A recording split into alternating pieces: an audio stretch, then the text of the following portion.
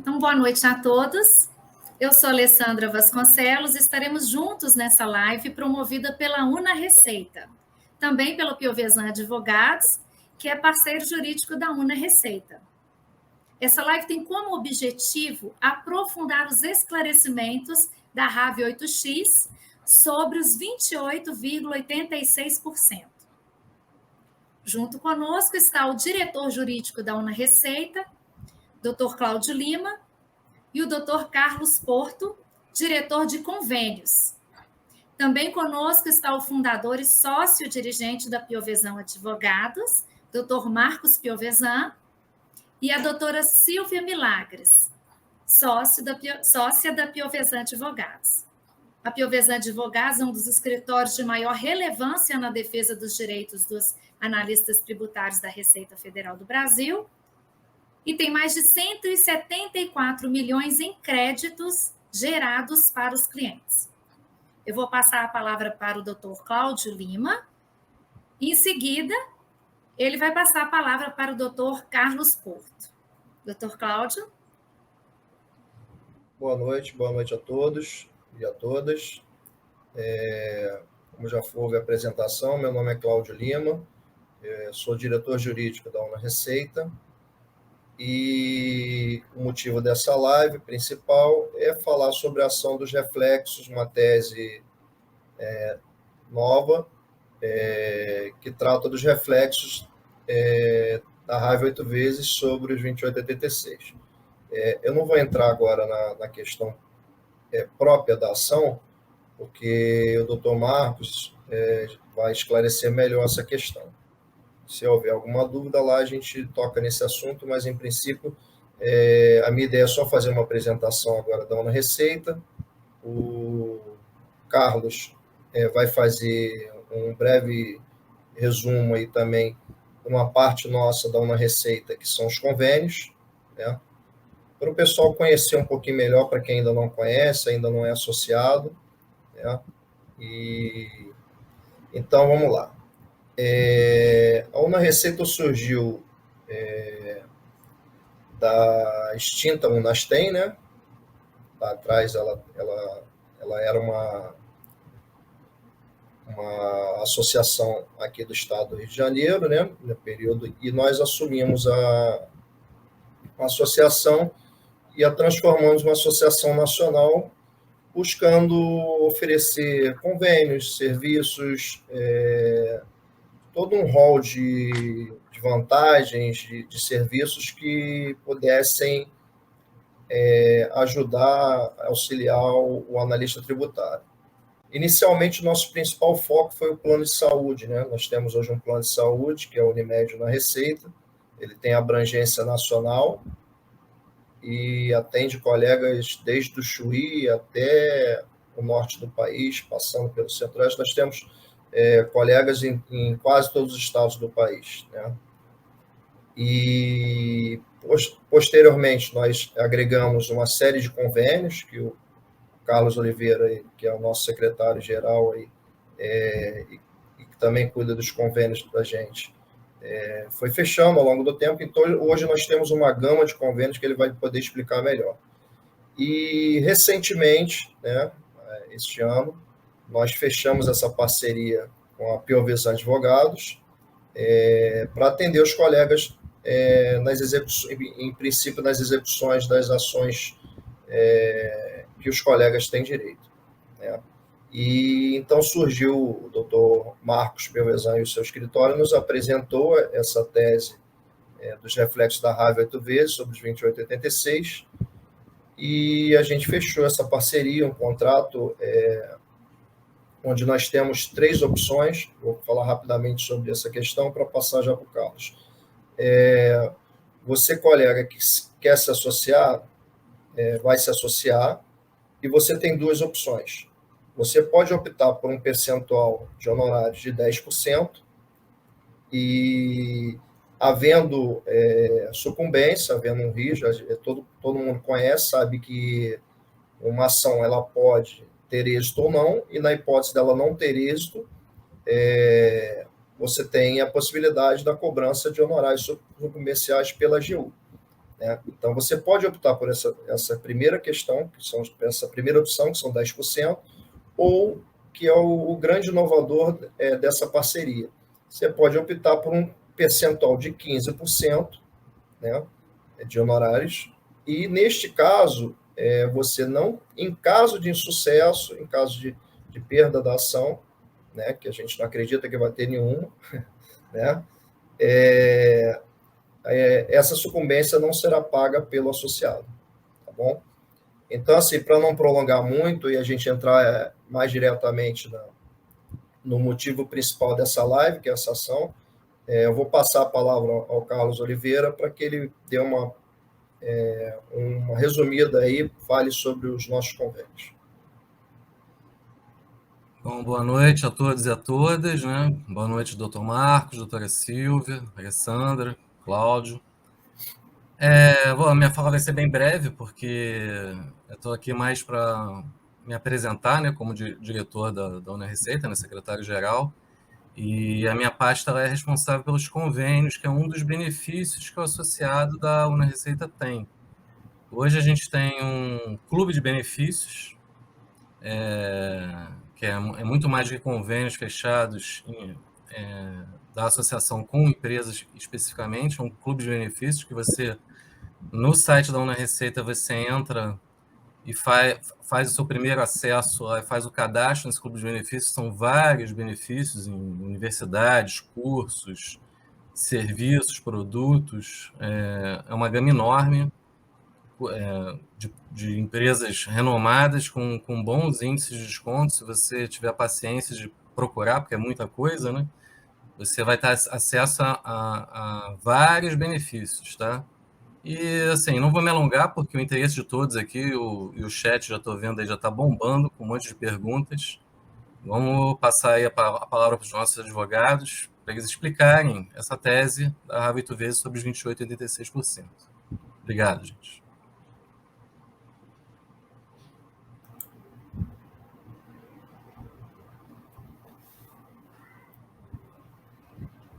Doutor Marcos, doutora Silvia, a palavra é com vocês.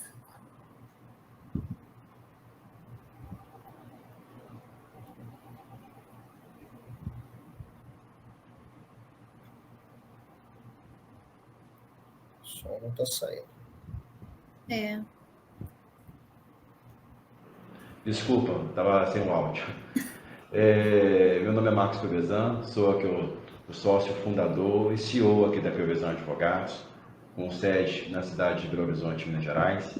Ao meu lado está a doutora Silvia Milagres, que é a nossa diretora aqui do escritório também. É uma honra muito grande participar mais uma vez da live, com a finalidade de prestar esclarecimentos e informações necessárias para as ações de cumprimento de sentenças, enfim, os demais procedimentos judiciais que temos a honra de patrocinar na qualidade de jurídico da UniReceita. Tá? Hoje, o nosso foco da nossa reunião é falar um pouquinho sobre a tese do reflexo da Harvard 8 vezes sobre os 28. Muita gente está com dúvida com relação a essa ação, muitas pessoas já ingressaram com essa ação de cumprimento de sentença, sem incluir no cálculo da Harvard originária o reajuste dos 28,86, que compõe a base de cálculo do salário do vencimento básico da categoria. Em outras palavras, não há como chegar ao valor total devido à RAV sem considerar esse índice de reajuste dos 28,86 na base de cálculo, né, considerando que é o maior vencimento básico da categoria. Pois bem, o que aconteceu foi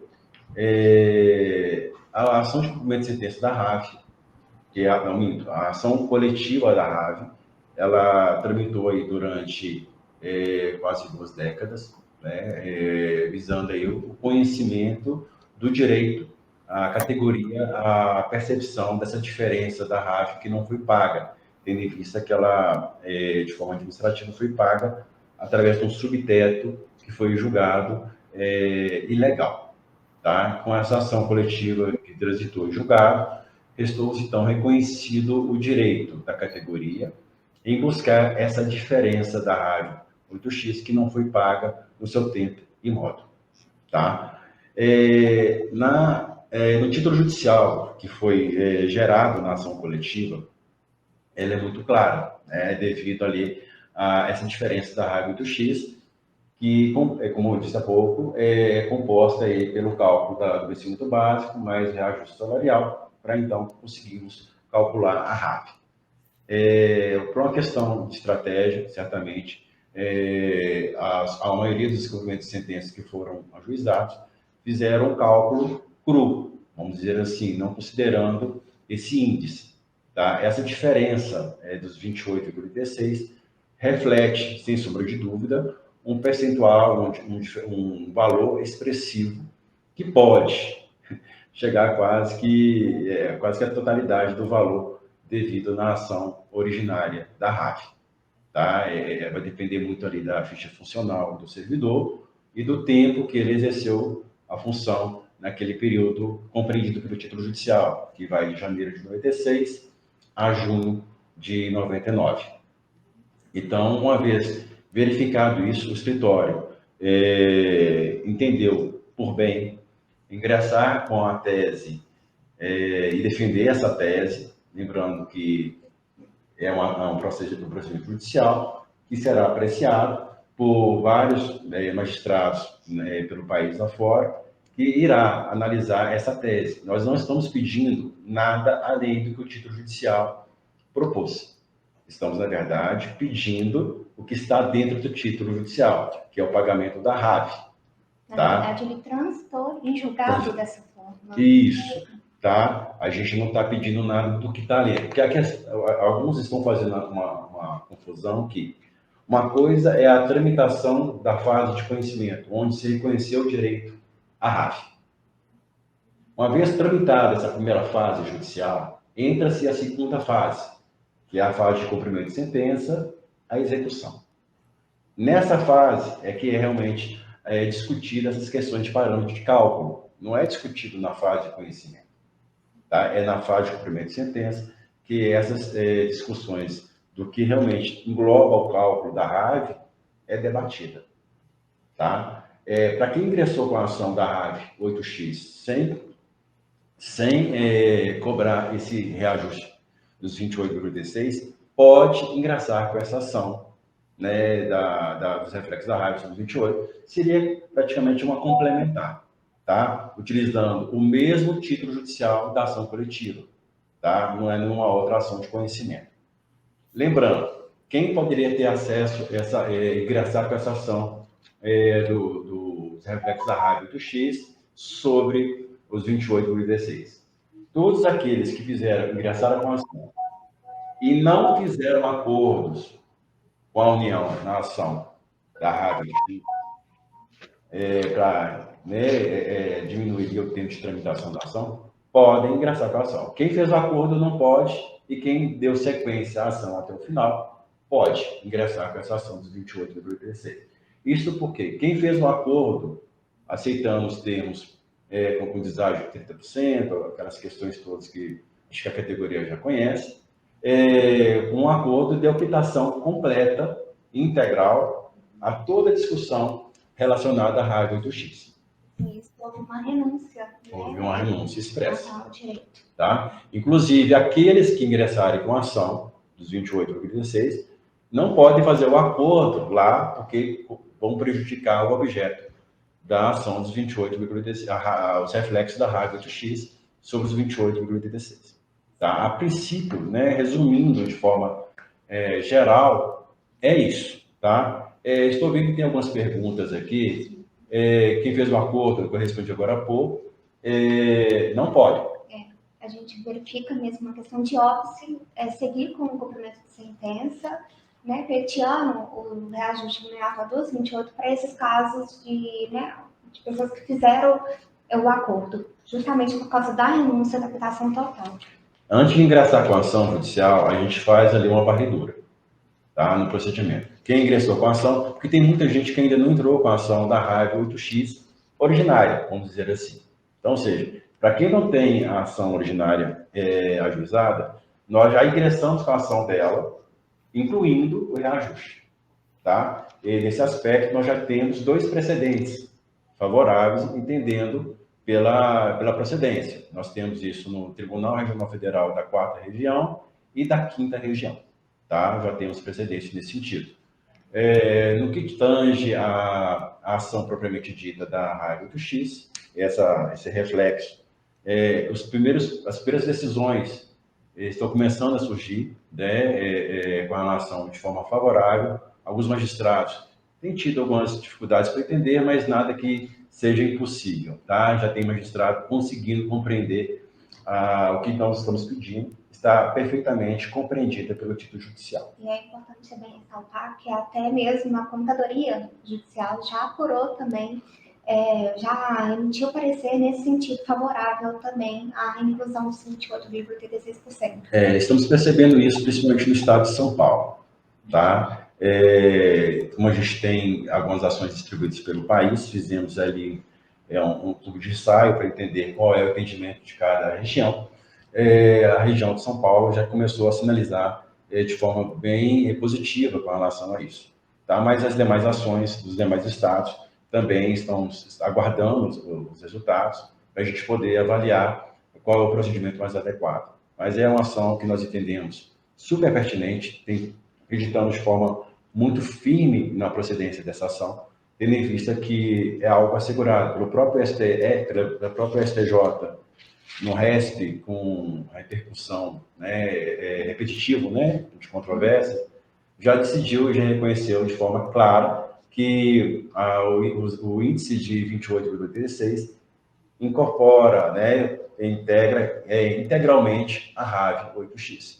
Isso aí, quanto a essa questão, a jurisprudência é muito pacificada. Não entendemos que seja temerária essa ação, mas tratando-se de uma tese, vai haver ali a necessidade da interpretação do Poder Judiciário sobre aquela matéria, tá? E, a princípio, seria isso. Tem algumas perguntas que a gente já percebeu aqui? Passar pelas perguntas. A primeira foi, né, do senhor André Assis. Quem recebeu a RAV teria direito aos 28,86%? Acabamos, né, mencionando já essa pergunta, já respondendo, que sim, quem já recebeu a RAV 8 vezes ainda pode pleitear, né, o reajuste dos 28,86%. É importante deixar destacado que eu não sei se a pergunta dele foi só nesse sentido ou se está tratando-se daquela ação dos 28,86 do Ceará ou lá do Distrito Federal, que tem 2 ações lá também tramitando, tá? A questão dos 28,86, a matéria tratada nessa ação específica não tem nada a ver com o que está sendo tratado aqui na RAV 8X, tá? Isso porque é importante deixar claro que para quem tem as ações lá dos 28,86 no Ceará, especificamente, alguns fizeram acordo, mas sobre aquela, vamos dizer assim, a ravinha, né? A parte da RAV que foi paga com um subteto, tá? Aquela parte que foi reconhecida da RAV na ação coletiva que estamos executando, sobre essa diferença, não incidiu os 28,16 no acordo feito naquela ação dos 28,86 do Estado do Ceará, a princípio. É um exemplo que eu estou trazendo aqui. São 2 questões distintas, tá bom? A outra pergunta é como saber se tem o direito a receber essa diferença no valor do precatório da RAV 8 vezes? Então, quem ingressou com a ação, como falei há pouco, com a ação da RAV, já recebeu o precatório ou está com ele já expedido e migrado para o tribunal, vai ficar do jeito que está. Essa questão da diferença dos 28 será um complemento, vai ser gerado ao final desse procedimento judicial. E a gente precisa fazer uma apuração de acordo com a ficha financeira do servidor. Isso. Então, ou seja, mesmo que você tenha um precatório da RAV, é possível entrar nesse procedimento judicial pleiteando essa diferença que não foi pleiteada no cumprimento de sentença inicial. Uma outra pergunta, como se filiar na Receita sem desconto no contra-cheque por falta de margem consignável? Doutor Cláudio, doutor Carlos, quiser responder essa questão também aí, já mais a questão, né, administrativa aí do Síndico de Receita. Vai você, Cláudio. Está aberto o áudio? Tá. Tá aberto. Eu vou colocar aqui no chat aqui ao lado o link onde você obtém todas as informações para a associação, inclusive ficha de filiação, um manualzinho para autorizar a consignação. E a gente tem o seguinte procedimento: quando o colega não tem margem para fazer o desconto, ele faz a autorização da consignação, aí vai vir a negativa, com essa negativa ele encaminha para a gente, né? A gente tendo a negativa e a gente passa a fazer a cobrança via boleto bancário, tá? Eu vou colocar aqui ao lado daqui a pouquinho já o linkzinho para o pessoal que quiser entrar e já tirar essas dúvidas. Lá tem todas as informações, a ficha de associação, tá? Mas não tendo margem, a gente faz o desconto, o recolhimento via boleto, tá? Não tem problema.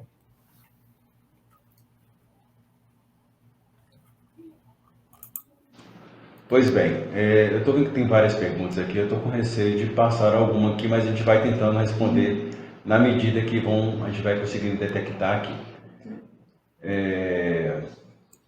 Tem uma outra também, que é se é possível associar e pagar a mensalidade por boleto. Se o doutor Cláudio ou o doutor Carlos. Essa acabou de ser respondida pelo Cláudio. Mas aí tem um detalhe, tem que haver a comprovação de que não há margem para consignação. Não havendo margem, aí a gente faz o desconto via boleto. O desconto via boleto é exceção. Estou vendo aqui que tem uma pergunta da Valéria Bezerra, né? Agradeço a participação de todos aqui pelo chat, né? Não havia agradecido, mas quero agradecer pela oportunidade de estar esclarecendo todas as dúvidas de todos os presentes aqui, tá? A Valéria pergunta aqui: não me lembro se fiz ou não o acordo, como posso saber? Tá? Na medida que você for ingressar com a ação, nós fazemos ali uma varredura. A gente olha lá pelo seu CPF, pelo seu nome, tenta localizar ali a sua ação, se foi ajuizada no seu domicílio ou se foi ajuizado no Distrito Federal. E uma vez detectado essa ação da raiva do X, nós entramos no procedimento, que é um processo público, tá? E conseguimos fazer ali uma análise do seu procedimento para saber se você fez ou não o acordo, tá? Não havendo acordo, como falei, não há nenhum tipo de óbice para você dar ingresso nessa ação complementar, vamos dizer assim, tá? Agora, com o acordo, como eu disse, fica inviável e certamente não teria direito, uma vez que você, com um acordo, teria feito ali abriu mão dessa diferença, tá bom? Então, a pergunta, eu acredito que está respondida nesse sentido. Deixa eu ver quais perguntas temos aqui. Emanuel Gomes Marques. Manuel? Para quem ainda não recebeu a ação da RAV 8X, poderia entrar para receber os reflexos? A pergunta é se quem não ingressou com a ação da RAV, se poderia entrar com os reflexos? A pergunta foi essa? Isso. Então, no caso dele, que não entrou com a ação da RAV, ele pode entrar com a RAV, incluindo na ação essa diferença, que é o melhor dos mundos. Você já entra com a ação com pedido total. Essa foi uma pergunta do senhor Emanuel e também da senhora Regina, então já estão respondidas. Tá? É o melhor dos mundos. Para quem não ingressou com a ação, pode já incluir na ação raiz da RAV todo esse pedido. Pois não. Posso fazer uma adenda? É porque eu não sei se aí seria bom até responder as duas coisas, caso ele fique em dúvida. Porque ele fala para quem não recebeu. Ele não falou que não entrou. Então, ele pode ainda não ter recebido, ter o cumprimento de sentença da RAV, né, 8 vezes, mas ainda não ter recebido, né? Acho que pode ser essa a pergunta dele. Tá. É a mesma pergunta da Regina Célia. Entendi. Razoline. Quem não recebeu ainda pode? Isso. Então, ou seja, quem está com a ação de cumprimento de sentença em tramitação, tá, pode ingressar com a ação judicial, desde que não faça o acordo na RAV. Tá? Só que é uma ação que será ingressada independentemente da outra. Tá? É uma ação que vai ser ajuizada pedindo ali aquela diferença que não foi contemplada na primeira ação.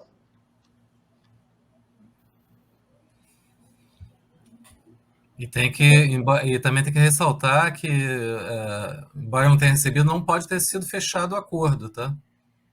Ressaltar sempre isso para o pessoal aí. Nem da RAV 8 vezes, nem do 2886. A ação dos 28,86, ele compreende um período diverso. Parece que não um período diverso, são os valores diversos. Sim. Né? Por exemplo, se pegar a ação coletiva dos 28,16 lá do Ceará, lá traz lá os valores que foram pagos da RAV, levando em consideração o subteto. Ou seja, vamos falar a RAVinho, o valor que foi pago de forma ilegal, a menor. Tá? Então, esse acordo que foi feito nos 28 lá não interfere nessa ação da RAV, porque é um período que não foi computado no acordo inicial da ação coletiva que tramitou lá no Ceará. Então, o acordo de lá pode fazer, não tem problema, pode ter sido feito. Porque o histórico é diferente. O histórico é diferente. Não pode, na RAV 8X, fazer o acordo, que aí realmente dá quitação integral aos valores devidos a essa retribuição. Vamos passar para a próxima pergunta. Quem não recebeu a RAV devido à litispendência? Então, quem tem discussões de litispendência na ação, tá? Pode ingressar com a ação, tá? Lembrando que se perder a ação de lá, provavelmente o objeto dessa ação ela é comprometida, tá? Então, nesse caso, que quando aparecer uma ação judicial de um cumprimento de sentença de um servidor que tem essa discussão, o que o escritório, né, o jurídico aqui da Receita faz? Ele analisa a situação daquele processo. Porque o escritório possui, né, aqui nas ações que nós patrocinamos já há mais tempo, discussões de litispendências, que quando você vai verificar, não se trata de litispendência, tá? Para que vocês entendam, para configurar a litispendência, ou seja, ação e duplicidade, precisa comprovar 3 tripés, tá? Mesmas partes, mesma causa de pedir e o mesmo pedido, tá? A gente pega a inicial daquela ação, de cumprimento da ação coletiva, e mandado de segurança certamente individual que ingressou, e compara com a ação coletiva, para saber se estão presentes ali esses requisitos para configurar a litispendência. Geralmente, essas ações por serem antigas, esses mandados de segurança antigos, muitos desses casos, desses processos, já foram incinerados. Tá? A União que alega a litispendência, geralmente, esses procedimentos, tem o ônus de comprovar isso. Tem que juntar ali a inicial, tem que juntar ali todos os atos processuais que permitem a análise desses requisitos processuais. Quando isso não fica demonstrado, não tem como configurar a litispendência. Então, assim, resumindo a história, quando chegar um servidor com uma ação judicial em trâmite, com discussão de litispendência, coisa julgada, a gente vai analisar o caso e verificar a viabilidade ou não do juizamento dessa ação, para não ingressar com a ação temerária. Tá? Então, a gente faz esse filtro aqui no escritório também, quando chega essas demandas. Pergunta da senhora Elza. A Elza, está aqui. Quem fez acordo, mas... Vamos lá. Quem fez acordo, mas não foi inscrito em precatório, pode desistir do processo, sim, de receita e fazer com vocês os honorários pagos 2 vezes. É isso? No caso, não foi inscrito no precatório, mas já foi feito o acordo. Já fez o acordo, transitou julgado. Exato, já teve a decisão, né, sobre o acordo de homologação do acordo. Entendeu, senhora Elza? A pergunta sua foi muito boa, pertinente à situação de muitos aí que estão nessa situação, porque a partir do momento que houve o procedimento de cumprimento de sentença, houve um acordo, houve a homologação, inclusive com a expedição do precatório, aquele procedimento foi resolvido. O acordo já fechou, né? Ou seja, esse procedimento já foi resolvido. Então, assim, fez o acordo, não tem como desistir, o precatório já foi inscrito. Essa demanda, né, inclusive nos termos de acordo, fala que... Mesmo se não foi inscrito. Mesmo se não foi inscrito. O simples fato de já ter feito o acordo assinado... Porque lá tem... Já é um óbice para esse segmento. Inclusive um termo lá atrás, que é irretratável. Uma vez feito o acordo, está resolvido. Não tem mais o que fazer. Então, assim, não é aconselhável quem fez o acordo, ainda que não esteja com precatório pago, ou que não foi ali, enfim, expedido o precatório, ingressar com essa ação.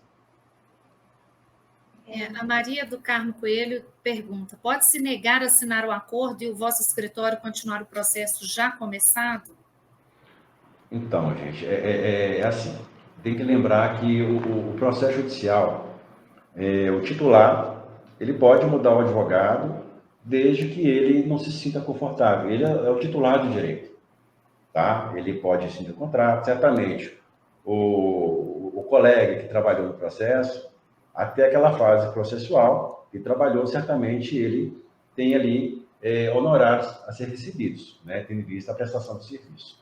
Mas sim, a partir do momento que haja interesse na substituição do patrono da ação, isso pode acontecer a qualquer momento, é um direito subjetivo do beneficiário que contrata ali o escritório, tá? Mas é preciso que vocês conversem com o atual patrono, explique a situação e ajuste, né, o acerto dos honorários devidos ali, tá? Quanto a isso, não há nenhum tipo de impedimento, ninguém pode segurar, né? O advogado não pode segurar, tampouco a partir do momento que há essa expressa vontade de trocar de patrono com relação à ação. Mas é possível, mas desde que seja muito bem conversado com o colega, para não gerar nenhum tipo de mal-estar, né? É uma questão de discussão. E alinhado até mesmo uma questão contratual. Contrato traz previsões legais. Mas certamente o trabalho, os honorários serão proporcionais à prestação de serviços ali prestados. A Valéria Bezerra, ela pergunta: não lembro se fiz ou não acordo, como posso saber? Essa pergunta nós já respondemos ela também, tá? Como eu falei há pouco, nós iríamos, quando chega o processo para analisar, a gente pega a vida funcional do servidor, procura o processo, se existe algum processo no nome daquele beneficiário. Uma vez encontrado, a gente vai ver se foi feito ou não o acordo. Não tendo tido acordo, está autorizado a ingressar com essa ação, esse novo procedimento. A Maria Sueli Oliveira, contratada então na ação coletiva, não poderia solicitar a execução. Recebi a RAV com o abate do teto, indago-se sobre essa base, caberia pleitear a ação dos 28,86. Bom, deixa eu entender, deixa eu entendi a pergunta. Você entendeu? Na ação coletiva não poderia solicitar a execução.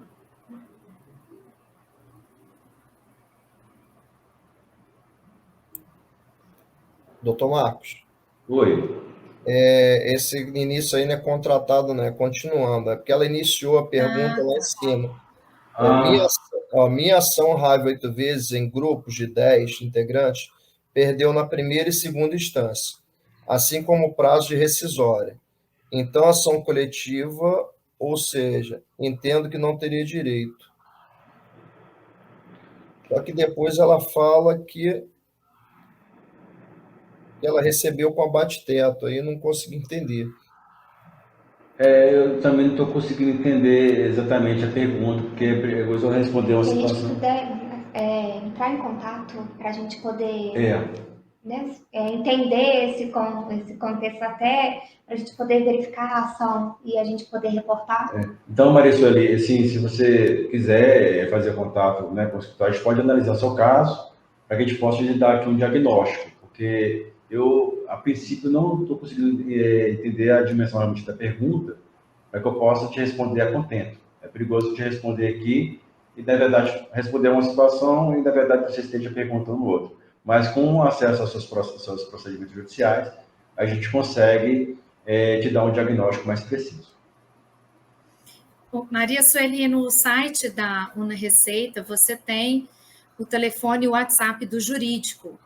E lá você tira todas as dúvidas, tá? Que nós não conseguimos te responder aqui. Você pode entrar no site e buscar o telefone do jurídico lá, que está bem fácil, tá tá bem? E aí, em contato, já informa ali os documentos, pode encaminhar, de repente, também por e-mail, a informação histórica do procedimento, informando o número da ação, a gente consegue localizar o processo e fazer ali uma análise bem personalizada e direcionada para o seu caso. Próxima pergunta, pode falar, Alessandra, qual seria a próxima? Aí tem a Gerlise Barbosa Lima. Minha ação na RAV 8X está no TRF4, parada por litispendência, foi parcialmente procedente. Provavelmente terei de pagar sucumbência. Tenho direito a receber algo? Gelise, assim, essas questões de processuais, onde tem um patrono diverso, às vezes fica um pouco melindroso para a gente, porque a gente acaba interferindo, né, de repente, no trabalho do colega. É difícil mencionar a situação. Mas o que eu posso dizer, com base na sua pergunta aqui, sem entrar no mérito do que aconteceu, se houve ali um parcial reconhecimento de direito, você vai ter direito a uma parte e perder uma parte. E sobre essa diferença, tem que avaliar ali qual foi o percentual. Você ganhou mais ou perdeu menos? Se ganhou mais e perdeu menos do que você pleiteou, ou se foi o inverso. Isso, pelo ordenamento jurídico, faz diferença para fins de cálculo de sucumbência. Tá? Certamente, com o seu caso de dependência, e para entrar com esse reflexo, a gente precisaria analisar o seu caso também, para a gente poder ter ali uma segurança para saber qual seria a medida e o tamanho do pedido que nós iríamos fazer, formular, para não gerar ali mais complicações.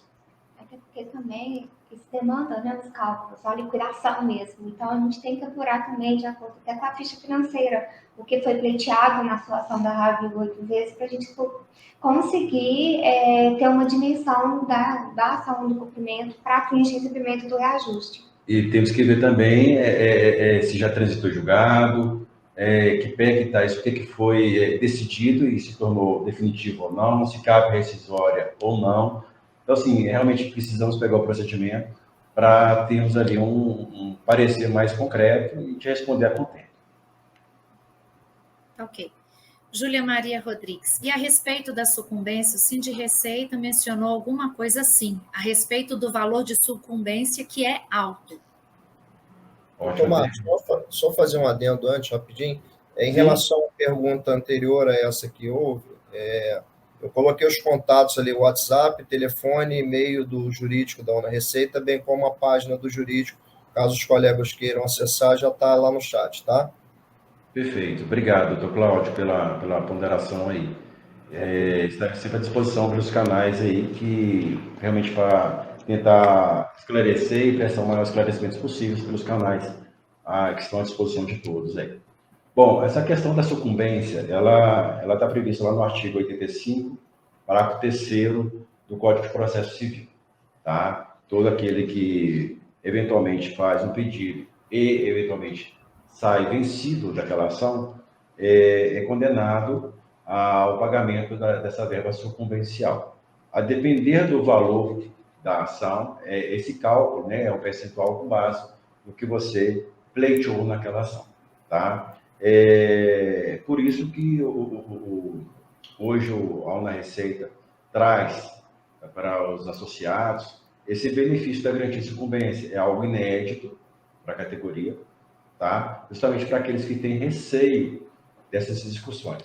Quando chega esse procedimento para a gente analisar, para saber se tem direito ou não, precisamos verificar todo esse histórico, se fez acordo, qual é o período que exerceu aquela atividade, para a gente saber se o que foi pedido está dentro do período, está contento. Então, a gente faz toda essa avaliação técnica, a princípio, antes de ingressar com o cumprimento de sentença. O pedido ele é formulado com base na situação funcional do servidor. Então, essa sucumbência, ela pode ser alta, tá? Isso é um fato, né? Tem um risco, é um procedimento judicial, é uma tese que está sendo trabalhada e apresentada. Então, todo procedimento judicial, tem risco, tá? Não tem nenhum escritório que possa falar, nenhum advogado, nenhum escritório pode falar, essa ação é certa, não tem como perder, tá? Primeiro que não é o advogado que julga, é o Poder Judiciário, então não depende do advogado, então ele não pode dar essa garantia. Nós podemos falar que acreditamos na tese e iremos lutar até o final para que o sucesso seja alcançado, tá? Isso é o compromisso que o jurídico na Receita tem com todos. Maria do Carmo Coelho, quem foi analista e agora não é mais, pode entrar nessa ação? Quer responder? Eu vou responder. Pode responder. Tá. Essa pergunta ela é muito oportuna e importante. Por quê? A ação judicial ela foi coletiva, ela foi ajuizada em 2001. Tá? O período da ação compreendida nessa ação coletiva vai do período de janeiro de 96 a junho de 99. É irrelevante se o servidor mudou de categoria. Basta comprovar que exerceu o cargo de TTN, né, técnico nacional, hoje analista, nesse período. Comprovou que exerceu, ainda que seja parcial, tem direito, porque trabalhou, recebeu a RAV de forma a menor e essa diferença ela é devida. Tá? Precisamos apenas comprovar que exerceu o cargo de TTN, através da ficha funcional, isso vai estar demonstrado. Inclusive, temos precedentes no próprio Tribunal Regional Federal da 4ª Região, que traz isso de forma muito expressa, tá? Que é independente da situação funcional do servidor. Ele pode estar em outro cargo, enfim, é preciso só comprovar que exerceu o cargo no período da ação coletiva.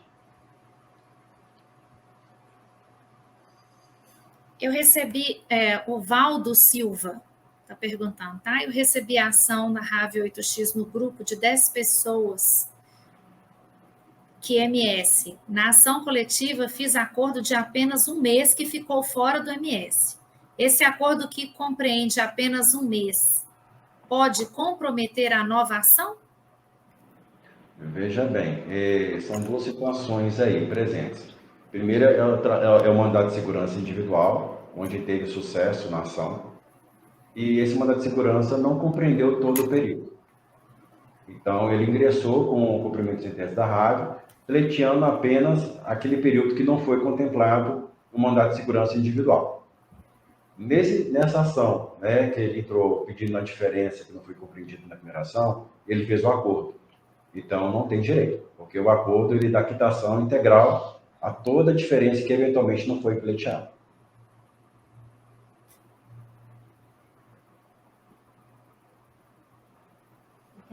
O André Costa. O André Costa está falando. A coordenação RAV 8X está entendido, não tem direito. Mas para quem fez acordo dos 28,86, tem algum impedimento? Não. São procedimentos distintos. O Marcos Petri, tanto a RAV 8X como os 28% demorou 20 anos para recebermos.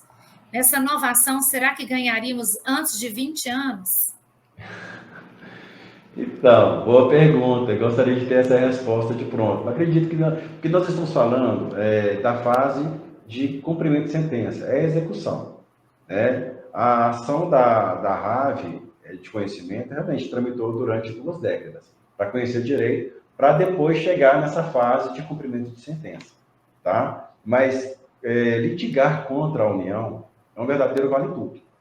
Em tese, o cumprimento de sentença deveria apenas discutir parâmetros de cálculo, né? Essas questões todas. Mas a União consegue transformar o cumprimento de sentença numa ação coletiva.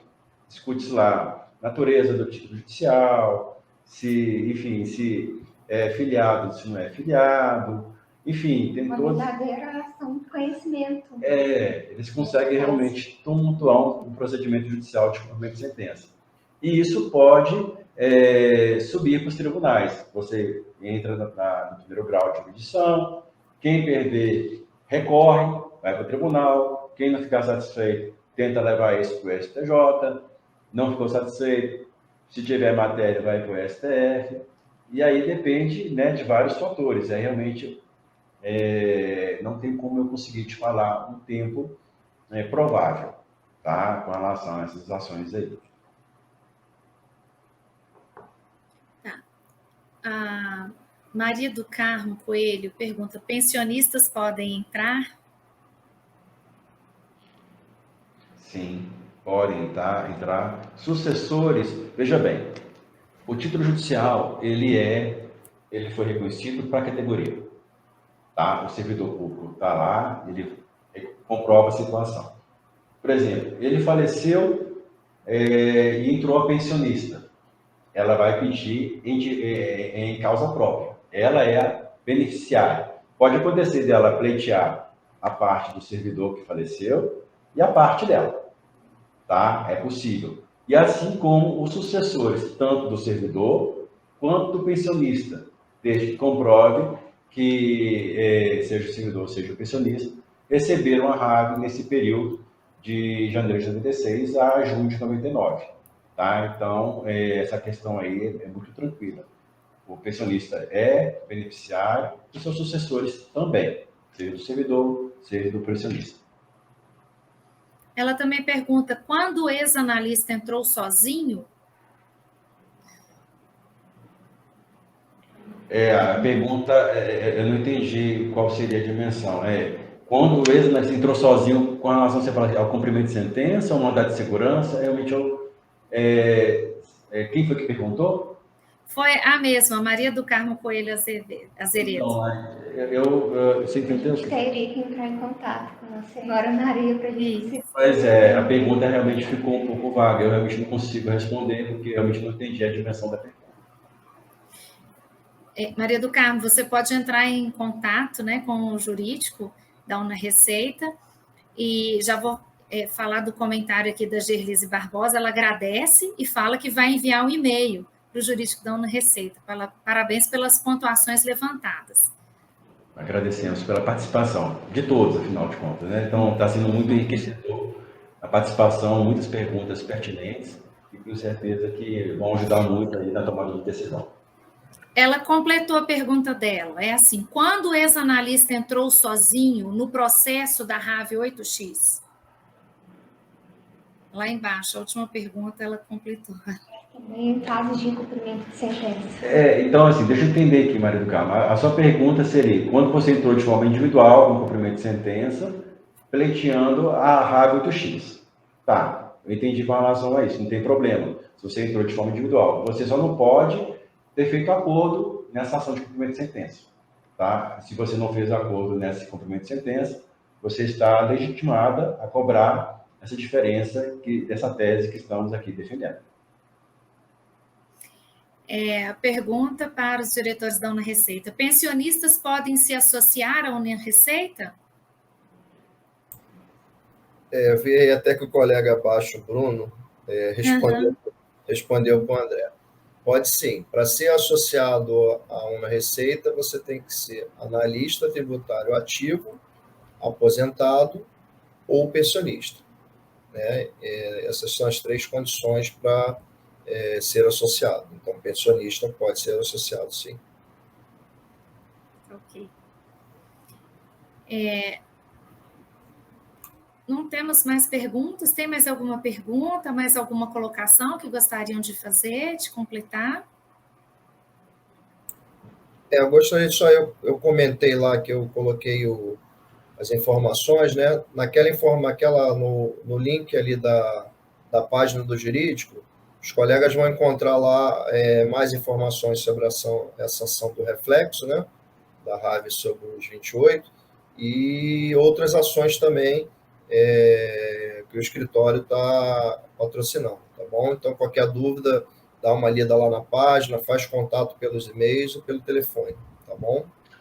É interessante também, aproveitando o gancho do Dr. Cláudio, que assim, a partir do momento que o associado pretende entrar com a ação X ou Y, o jurídico tem o cuidado de fazer uma varredura na vida do associado, para saber se ele tem direito a outras ações.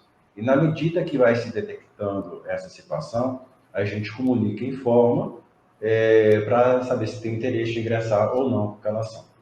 Outra situação que nós fazemos aqui no jurídico, tá? Procedimento padrão do escritório.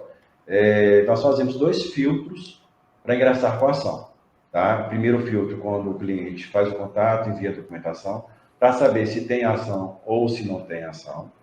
E antes de distribuir a ação, nós fazemos uma nova varredura, porque pode acontecer do servidor pensionista não ter se recordado de ter outorgado procuração a outro escritório e ter aí 2 escritórios autorizados a ingressar com a mesma ação. Tá? Então, a gente faz essa varredura, ingressa com a ação.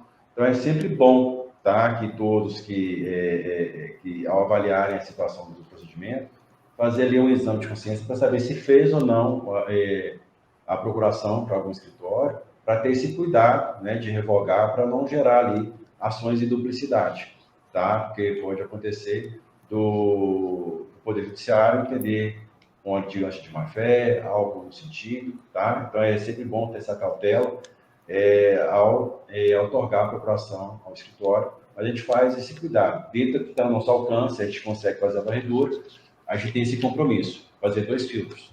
Enviou a documentação, ver se tem ação, não tem ação. Antes de realmente ingressar com a ação, fazer, porque pode ser que do envio da documentação até o protocolo da ação, pode já ter ingressado com a ação ali.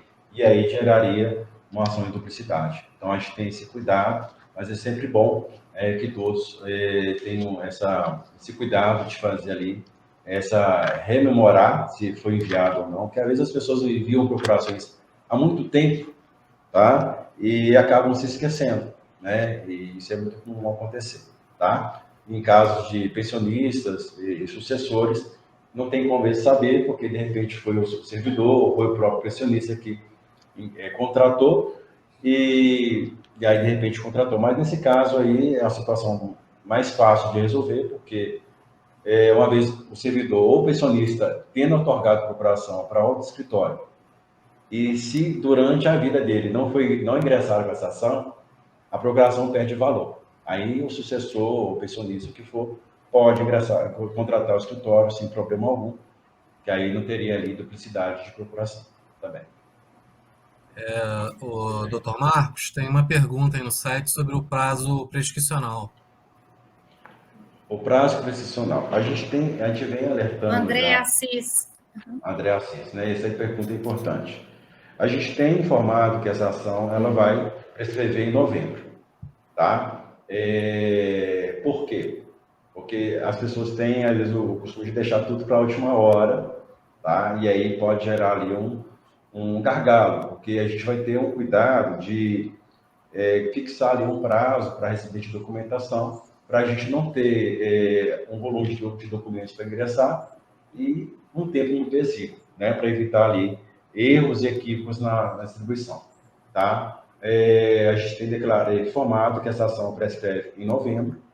O ideal seria todos que têm interesse em ingressar com essa ação promovam aí as diligências necessárias, fazem o contato aí com a Una Receita, faz a sua filiação para quem não é. Quem for enviar a documentação para que possamos ter mais condições e tempo para ingressar, fazer a pesquisa adequada, para ingressar com a ação redonda, né, sem nenhum tipo de problema, porque se deixar tudo para a última hora, realmente podemos incorrer em riscos. Pode ter pessoas que vão acabar perdendo esse direito de deixar para a última hora, que de repente não vai dar tempo de ingressar com a ação.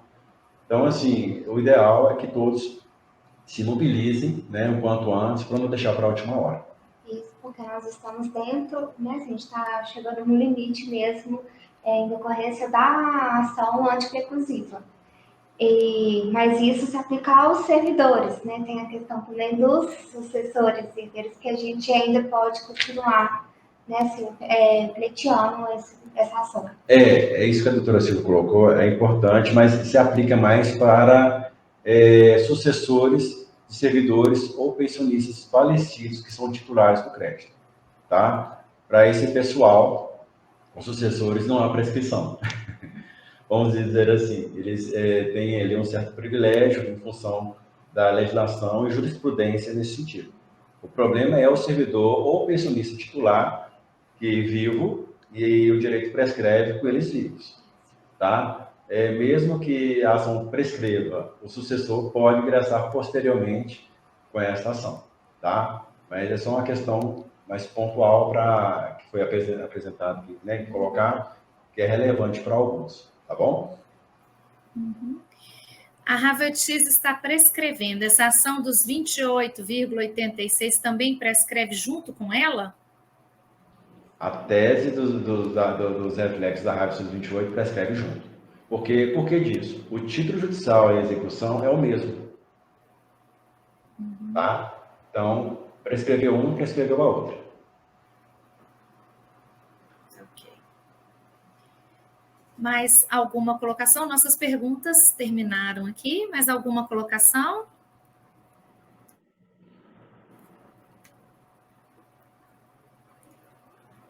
Mais alguma pergunta?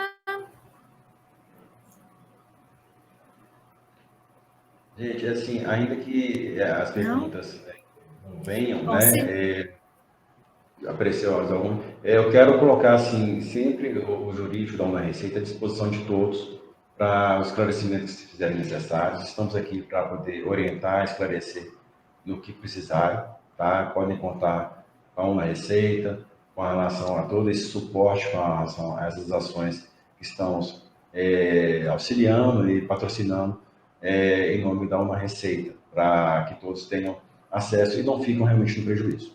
Eu sempre que tenho a oportunidade, eu sempre explico, né, que contra o direito tem a prescrição. Ele não socorre quem dorme. Isso é um jargão do direito, acho que todo mundo sabe. Então, o ideal porque ali é um direito que foi reconhecido a duras penas, por muito tempo, né, de tramitação da ação de conhecimento, para deixar que esses valores se percam, tá? A Una Receita está trazendo essa opção para quem quer ingressar com essas ações aí, com benefícios exclusivos da associação, tá? Teremos o maior prazer em atender a todos o que forem necessários, sempre à disposição, é só fazer os contatos pelos canais que estão sendo veiculados, e é isso, tá? Sempre nos colocando à disposição, eu, a doutora Silvia, todo o jurídico aqui do Piovesan, que é o jurídico da Una Receita, à disposição de todos vocês com dúvidas, tá? O Bento Matos faz uma última pergunta, além da filiação da Una Receita, qual o documento necessário? Os documentos necessários para a ação, geralmente nós precisamos aí da procuração, contrato, a comprovação da filiação da Una Receita, tá? O contrato, a procuração, a ficha funcional, para que possamos ter acesso.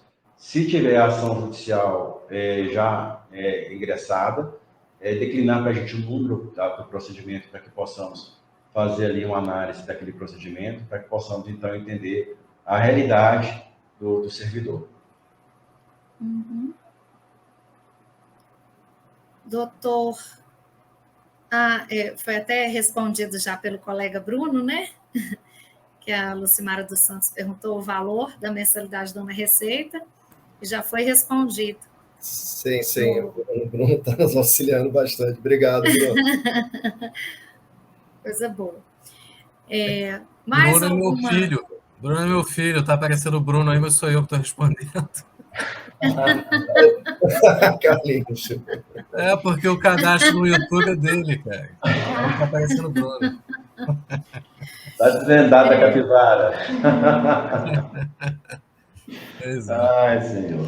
Gente, então acho que nos cabe, com relação a isso, se tiver mais alguma consideração, doutor Cláudio, Carlos, se tiverem alguma consideração a apresentar, alguma coisa que não foi perguntada, que vocês acham que seja relevante também, né, tendo em vista que vocês também recebem muitas perguntas, caso tenha alguma coisa que não foi perguntada, que julguem que seja conveniente algum esclarecimento, né, estamos à disposição. Eu queria agradecer a presença de todos. Eu acho que a live foi bem esclarecedora, né? Acho que praticamente todo mundo conseguiu ter suas respostas. Um ou outro caso mais específico tem que ser demandado particularmente, e é o que eu falo aos colegas. Surgiu mais alguma dúvida, faz contato pelos nossos canais, né? Vocês vão ser respondidos com a maior brevidade possível, tá? E convoco todos, associem-se, que vocês vão ter uma associação que briga, que luta pelos direitos dos nossos colegas, e é isso. Então, nós vamos agradecer a participação de todos que estiveram assistindo a live. Muito obrigada pelas perguntas, considerações. Esperamos que a live tenha sido esclarecedora dentro da matéria proposta. Se ficou mais alguma dúvida, ou se tem uma dúvida nova que não foi esclarecida, fiquem à vontade para entrar em contato pelo WhatsApp da Una Receita, entrar no site, nos links, mandar e-mail, tá? Estamos à disposição para sanar todas as futuras dúvidas. Tá bem? Muito obrigado por tudo. Um bom descanso a todos. Obrigado pela atenção. Sempre à disposição de todos aqui. Muito obrigada, à disposição. Boa noite. Boa noite a todos. Boa noite. Boa noite. Obrigada, doutor Marcos, doutora Silvia, doutor Carlos, doutor Cláudio. Muito obrigada. Obrigado, Alessandro. Boa noite. Até a próxima. Valeu.